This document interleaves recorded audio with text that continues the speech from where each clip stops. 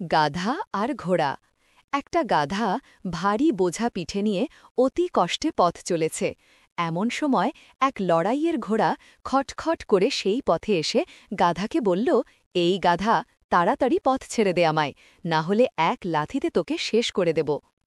গাধাটি ঘোড়ার হুমকি শুনে তখনই তাকে পথ ছেড়ে দিয়ে সরে দাঁড়াল আর নিজের দুর্ভাগ্যের জন্যে মনে মনে দুঃখ করতে লাগল। কিছুদিন পরে ওই ঘোড়াটি যুদ্ধ থেকে এমন আহত হয়ে ফিরল যে তাকে দিয়ে আর যুদ্ধের কাজ হল না, এমনকি তার ওপরে আর চড়াও চলল না। তখন ঘোড়ার মালিক তাকে জমিতে চাষবাসের কাজে লাঙল টানতে লাগিয়ে দিল। একদিন দুপুরে প্রচণ্ড গরমে রোদে ঘোড়া লাঙল টানছিল, গা দিয়ে দর দর করে ঘাম ঝরছিল, আর ঘোড়াটা চলতে একটু ঢিলে দিলেই তার পিঠে পড়ছিল চাবুকের বাড়ি। সেই সময় গাধাটা পাশ দিয়ে যাচ্ছিল।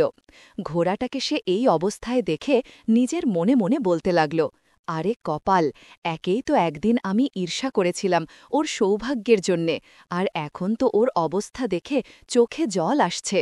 আহা বেচারা, মূর্খ, নিজের সৌভাগ্যের সময় অকারণে আমাকে অপমান করেছিল, এখন তো এর অবস্থা আমার চাইতেও শোচনীয়। শিক্ষা, গাধা আর ঘোড়া। এই নীতিগল্প শেখায় যে সৌভাগ্য কারো চিরকাল থাকে না। গ্রন্থনা অধ্যক্ষ মহসিন আলী আঙুর, সম্পাদক ও প্রকাশক মুজিবনগর খবর.com, মেহেরপুর।